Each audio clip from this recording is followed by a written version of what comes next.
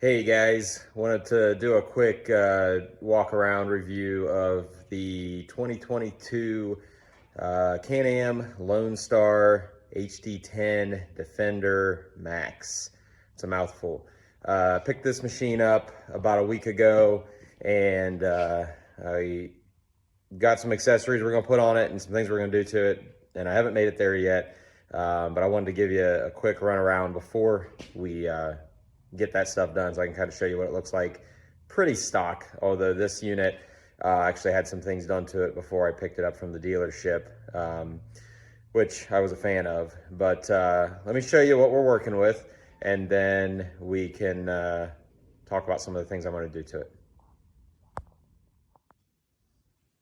All right, so here's what we're working with, and I will tell you right off the rip some of the things that were added, so you don't get too excited. Most of them are not going to come with some of these things already on them. This is something the dealer had done just to make the unit look a little more appealing and easier to sell. First thing he did was he took the stock tires and rims off, and I can't tell you for sure. I want to say this came with 28s on it from the factory. The new ones actually come with 30s, and that's what these are. The 2023s do.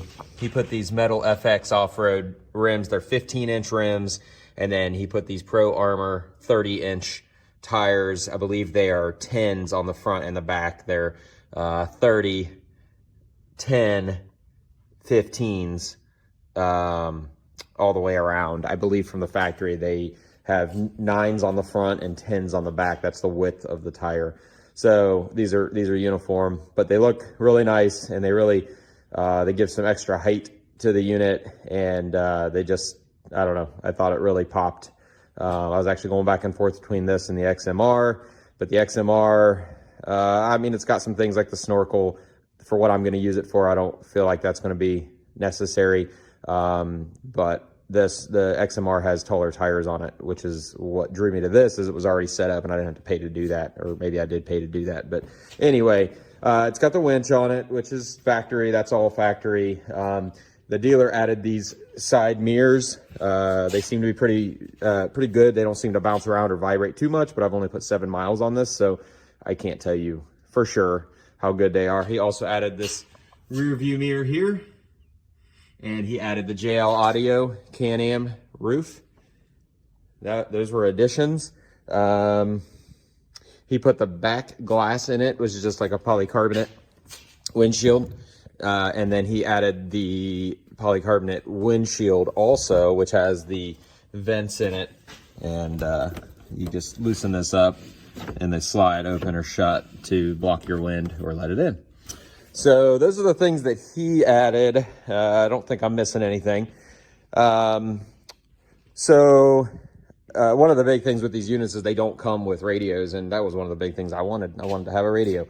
So I was pleased that he had already put it in there. Obviously, I paid for it on the price, but it was already done. I had to mess with it. So things that I've picked up that we're going to put on it that are sitting over here in boxes. I've got a set of half doors, plastic half doors that are going to go on it. And then I have a snow plow. It's the, what is it called? The Pro, I can't remember what the name of it is. 72-inch plow with a quick disconnect. That we're going to put on it also. It's operated from the winch, not a hydraulic. But just a quick kind of run around for you. Try to keep it as short as I can. I tend to be windy. It's got LED. I believe they're LED lights. There's a little bit of confusion on that. They may be halogens. These ghost lights or the signature lights they call them, are LEDs. The lights aren't bad. I'm going to put a light bar on it, but they're not. With the brights on even, I mean, it's not bad. When I got it home the first night, we ran it back through the property, and I mean, I could see. It was dark.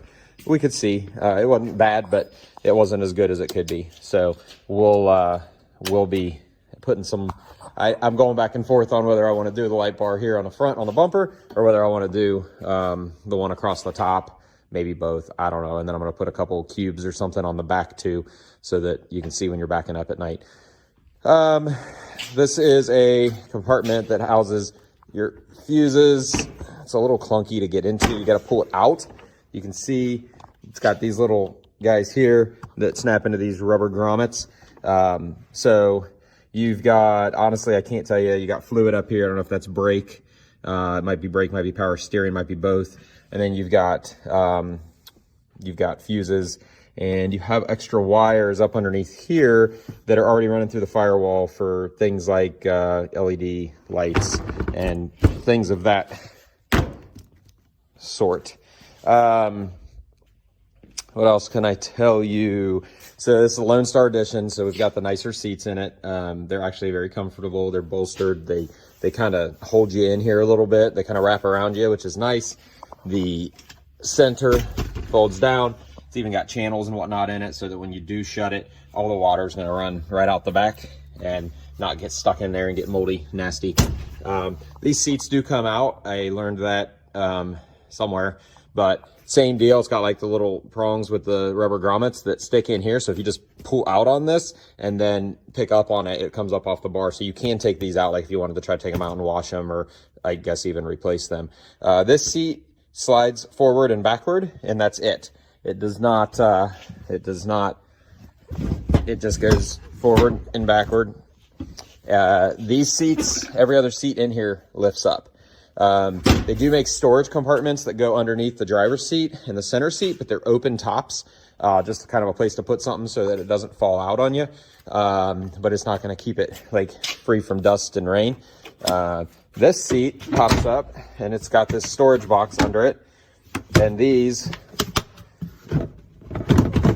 do come out, and there's a little peg here that slips up into a hole in the bottom of the box, and then this storage container will work underneath this seat or the seat on that side. So I actually ordered 2 additional, so I'm going to have one under this seat, that seat, and my front seat. That way, if we're going out with another couple or the kids or whatever, we want to take a change of clothes, want to take stuff, keep it dry, dust free, whatever, we can just throw it in there. We'll have 3 large compartments. The other thing that I've already added are these nets. These compartments are decent. They're pretty deep. I don't know if you can see in there real well. But you know, if you're driving off-road especially, you're going to hit a bump. You're going to put the front end of this thing up in the air a little bit, and whatever's in that cubby is going to fall out because it's not slanted that much. Same thing with this guy. So the guy at the dealership was telling me they made nets, and I think I paid like $33 before discounts or anything. And it came with both nets, and now you got a place to throw something in there and it's not going to fall out of there. What else? Another feature is these 2 holes right here. I learned this after the fact, and I'm going to order these. They make a net, and you can see there's actually dimples here. These are pre-marked for you. All you got to do is drill them out. They're right there along the bottom and up the other side. And if you drill all those out, they make a net that just snaps into those holes. And then same deal, you got like a little compartment here for the back seat to put some stuff. There's one here, and then there's one over here. So I'm going to order those. I think they were actually more expensive, which baffles me. But I think they were like $52 retail or something at the time of this video. So, yeah, kind of cool. Let's see. You got your dump bed. Engine's under here. Radiator is up in the front. Don't know that I can tell you a whole lot about what's going on back here yet because I haven't dug into it a whole bunch. But there's that. These beds are plastic. Everything about them is plastic. And I was watching a video from another guy who backed his machine into something, and even this hinge right here that holds it on, even that is plastic, and his cracked, so he had to replace it. It wasn't hard to replace, but I don't know. Maybe it'd be nice if they weren't plastic. So anyway, you got 2-inch receiver back here. You got your tailgate. You got your Lone Star emblem here, just to let everybody know you spent more money than they did, I suppose. I'm not bragging. I'm just saying I probably spent way too much money on this machine. Because it probably doesn't do really anything that any of the other ones do, other than it just has some fancy things like the seats and the badges and stuff like that. You got your bed. They've given you a couple spots here for buckets. I guess it's supposed to help your buckets not slide around in the bed. That's kind of cool. I'll have to test it out and see how it works. You got a couple tie downs. You got 4 of them, one in all 4 corners. You got some stake pockets and whatnot. I think those are mostly intended for Can-Am accessories. I know they have their, what's it called, Link system or Link Q system. I've been looking into it, still trying to figure out what all I want to get and not get. But I know that they use these holes here. I don't understand it well enough yet to be able to explain it to everybody, but basically things sit down in there, you give it a half turn and it's locked in, and you can get things like tool holders and luggage racks, and I mean there's all kinds of different accessories you can get, and they've got them all the way along the back there and across the side. I don't know exactly what this one and this one are used for yet. There's 4 of them, 2 on each side. Still working on that. Can-Am has a 250-pound load limit on the tailgate. Got a little measuring tape here, I guess. I haven't put a tape measure up to it to see if they actually equal anything. I'd have to try that. I think it's a 1,000-pound load limit in the bed, and then I believe it's rated to haul 2,500 pounds using the hitch underneath. Some other things, since we're back here, I'm gonna put a back bumper on this machine. I haven't decided what yet. I was looking at the Can-Am makes a rear bumper. It's just like 1.5-inch tubular steel. It's very easy to install. It comes right up. You drill 2 holes in here from underneath. There are already holes in the frame. You just drill up through them, and you put a plate here and a couple carriage bolts here and there, and they go down through the bumper and you're done. Like, I think it's a 20-minute install. And then if you use that rear bumper, they make side protectors that tie into them, that same 1.5-inch tubular steel, I believe, that come up and around, or maybe it's down and here. I'm debating on doing that just to try to keep the paint looking nice, because I am particular. Not necessary probably, but I don't know, I'm looking into it. Surprisingly, like accessories like that, they're in the $200 to $300 price range. I don't feel like they're ridiculous. I kind of thought they would take advantage of you a little bit more, but I don't feel like they're that bad. So looking at maybe some of those types of things. There's also some really cool rear bumpers, like from Rough Country and Thumper Fab, I think is what it's called. There's a lot of different sites out there. I've got so many browsers pulled up on my phone right now, just looking at all the different accessories from the different companies, trying to figure out what makes sense.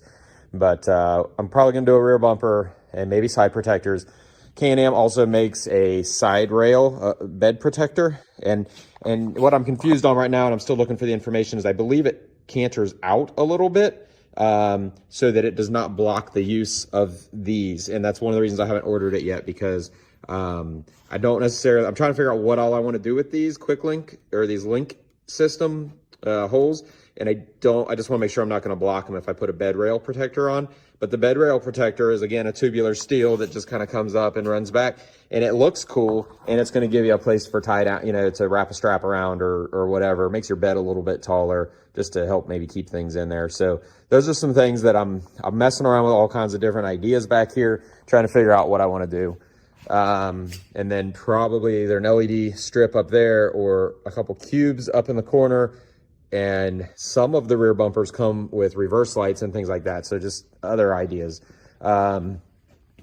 Street legal kits. I've seen a couple of those for, somewhere in a couple $100. They actually turn these signature lights into, I believe, on all the time. And then when you put your turn signal on, it actually flashes yellow instead of white, or orange instead of white. Pretty neat. It just utilizes your existing lights, so you're not adding ugly aftermarket lights to this thing. And then it utilizes the rear LED brake light, tail light as your turn signal also. So kind of a fan of that. What else? Let me show you one other thing before I go inside and show you what's going on. You got your battery compartment here. I haven't been in there yet, but you got a little release here. I think you just unscrew it, and then you can see there's another one right there. And then that gets you behind here to where the battery compartment is. Some other things I've just learned by watching videos. There's room under here. There's a lot of wires and whatnot that are running from the front to the back, like for your radiator and electrical and whatnot. And so a lot of times you're going to open that up if you're trying to add accessories, lights, things like that.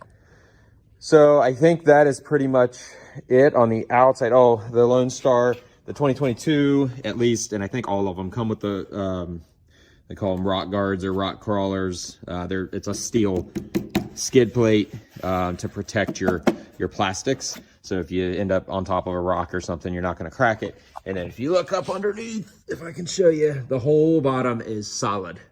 It's plastic, but it is solid from basically the front wheels to the back wheels, and then maybe a little bit past in the center. That's your skid plate to protect you when you're out trail riding or whatever. So let's go inside here. The one thing, like I said, that I was a big fan of is the JL Audio Can-Am roof. Haven't played with it very much yet, but I know that it's got some decent sound, at least when you're sitting there with the engine off in the garage. Like, it sounds fantastic. Haven't really, like I said, I've only put 7 miles on it, so I really wasn't playing with the radio. I was more just interested in the machine itself, so I can't tell you. But you got 2 speakers back here, and you have 4 up here in the front. That is an amplifier. Up here, it says JL Audio. There's an amplifier in there that powers the speakers. This is how you turn the unit on and off. This is a rubber cover. It's like a friction fit that goes on. You can pull it down. There's your head unit. You can turn that on. It's Bluetooth and AM, FM. So I've got it linked to my phone. And then you'll notice that the speakers light up. And I still need to search for some stuff on that. All right, sorry about that. My phone connected to the Bluetooth and it canceled the video. But there's an app that I downloaded that apparently you can tie in and control these speakers, the colors, the patterns, how they interact with the music and all that. I haven't messed with any of it yet, but I guess that's how you do that. I noticed the other day when I was in here, the guys at the dealership didn't give me any information, but there's a remote control in here that I guess will turn those lights on and off, and then I guess you can change colors and that kind of thing with this, but I don't know much about it yet. And unfortunately, the instructions that came with the JL Audio don't mention the lights at all. The whole system, it's like just a small instruction manual. It's like 2 sides of a laminated card, but they don't mention the lights, period. So I don't really know anything about them yet. Still digging into it, but they are lights. They are cool, especially at nighttime. So you want to turn this off because it is hardwired to your battery. And even when the engine's not on, obviously it works, but it's going to kill your battery. The guy at the dealership said probably within about 20 to 30 minutes, you'll kill your battery if you're not careful. So that's that. It's very roomy in here. My daughter, who is basically full grown at this point, and my son, who's not very big, but the 3 of us rode around up here in the front. We didn't even use the back.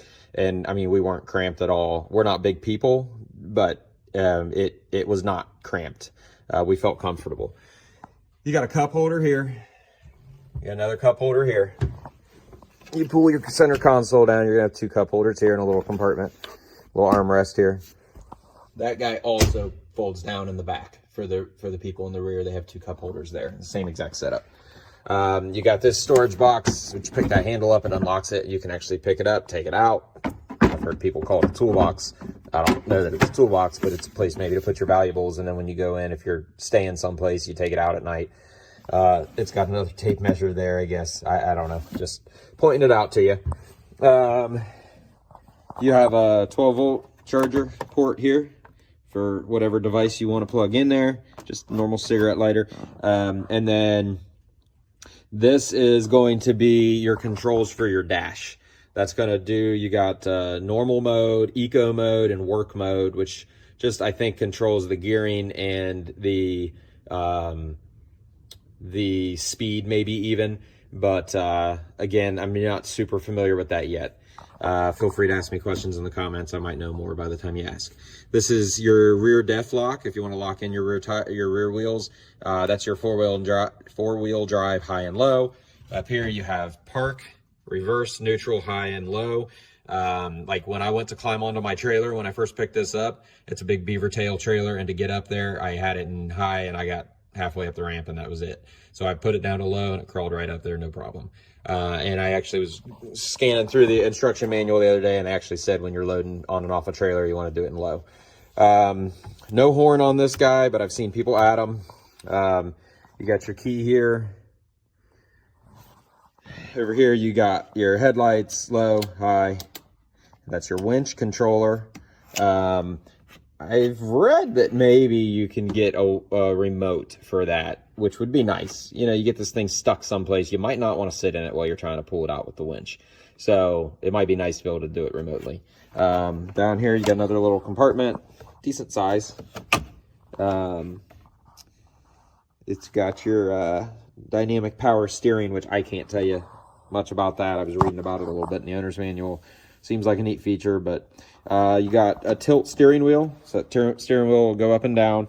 This is your emergency brake lock. Basically, you're pushing that brake in and you're pulling up on this till it locks. And the harder you push the brake pedal, there's little notches on this bar, so it'll lock harder or softer.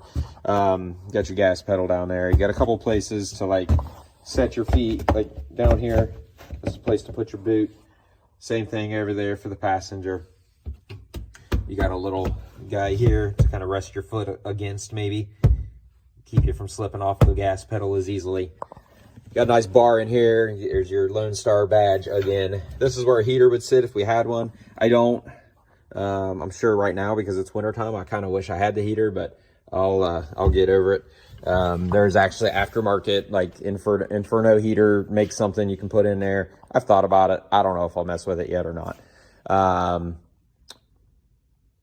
Not sure what else I can tell you right now. Fender flares. That's something that I wish I'd have researched a little bit more before I got it. Like the XRM came with fender flares on it. I think they're only like a couple, $200-$300. They're not super expensive. I am definitely ordering them. Same deal with the fender flares. You have dimples already pre-marked for you. All you got to do is drill them. And then there's one screw that goes into here that's not marked for you. That's the one I'm struggling with, is putting a hole in that pretty black paint. But I'm definitely going to put the fender flares on so we're not slinging mud all over us while we're sitting inside, or all up and down the side of this thing. It'll just make cleanup easier later. Same deal back here. You've got your pre-marked guys to drill, and they run on down here. So definitely ordering fender flares. I'm actually Black Friday's here in about a few days, and they're saying there's going to be a decent little sale going, so I'm kind of waiting for that before I order anything else. The shocks are adjustable. They said they're in the lowest setting now. There's a wrench in there in the toolkit that you can engage in these little notches, and you can crank this up. I haven't messed with it yet, don't know anything about it. They said you could add, the dealership told me that you could probably add 1.5 inches to 2 inches of height. But what you start getting into is you're going to become more and more top heavy. So then at that point, you might be wanting to put wheel spacers on this to push it out a little bit, just to make your base a little bit wider. Other thing I'm looking at is, I've read a lot of things and watched a lot of videos about when you put a snowplow on this thing, whether these shocks that come from the factory are strong enough and heavy enough to keep this thing from sagging too bad. I may be upgrading the shocks to a heavier duty shock. Can-Am makes some, and then I hear everybody talking about an S3 shock, so I've looked into those as well. Probably something you can do yourself if you're handy. There are some Zerk fittings around this thing that I've noticed that you'll want to grease. You'll probably want to look at your owner's manual to see what they want you to do. And then other than that, I think oil change is like, I can't remember. It might be 200 hours or once a year. I think that might be what it was. You'd have to look at it, but the whole maintenance schedule is in the book. And like I've seen with other equipment, they actually give you the how-to on changing oil and stuff like that inside the instruction manual, which is handy. What else? That orange guy there is just a big reflector. So nothing, it's not an actual light, just a reflector. You got your Lone Star, Defender Lone Star badges on both sides. Just, again, just to let everybody know you spent too much money. The windshields, they go on really simple. I didn't put this on, but it looks like it's literally just Velcroed around. And I think that that's pretty common with most of them. They make wind deflectors, like a little piece of plastic that mounts here that you can rotate in and out to either direct the wind in or block it from hitting you, from coming around here and hitting you. They're not super expensive. I've thought about putting them on. I'm going to wait for now, but they said that they'll work with any windshield pretty much. So that's something that maybe in the future. I don't know. Your air breather is right here. Since this does not have a snorkel on it, you can add a snorkel. The snorkels aren't cheap. I think they're about $750 retail. And then I watched videos on installing them, and it looked pretty complex. I mean, not something, you know, if you're handy, you can do it, but it wasn't, you know, it wasn't like a 1 hour ordeal. It was going to take some time to do. That bed's heavy, but it's not that bad. Like, it's not that hard to shut it with one hand.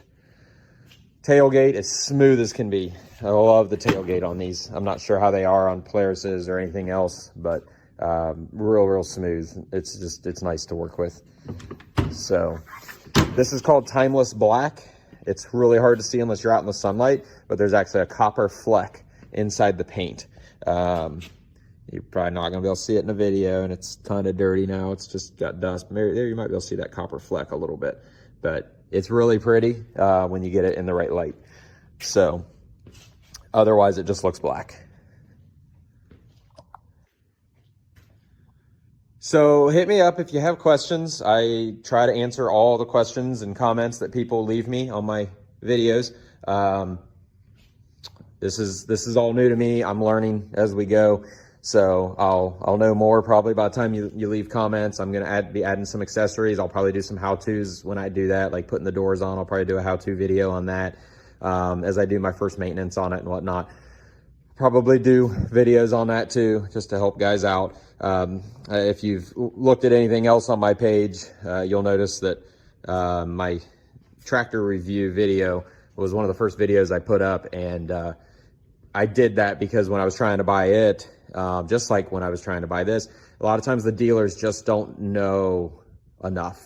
I feel like that's Can-Am's fault probably. They probably should have, you know, regular meetings with the dealerships to teach the sales guys everything there is to know about the accessories and everything that works. Because you ask these guys questions and all they do is get online and they go to Can-Am's website and start reading you the description. I can do that myself. I'm looking for more of that, you know, first-hand experience information to see if it's something I want. Does it interfere with this or does it interfere with that if you put this on? I want to know that kind of stuff. And when I started scouring the YouTube for videos on different accessories and whatnot, I mean, guys put stuff out, but it may not be what I'm looking for. And I am picky and I want things to work like they're supposed to work. So I will generally want to research the crap out of it before I do it. So anyway, hit me up with your questions. I will try to share everything I learn about this thing with accessories and everything so that I can help guys that are like me and want to know things. Yeah, that's it. Appreciate you watching. And if you have one of these or are getting one of these, I think you're going to enjoy it and I think you're going to have fun. Talk to you soon. Thanks.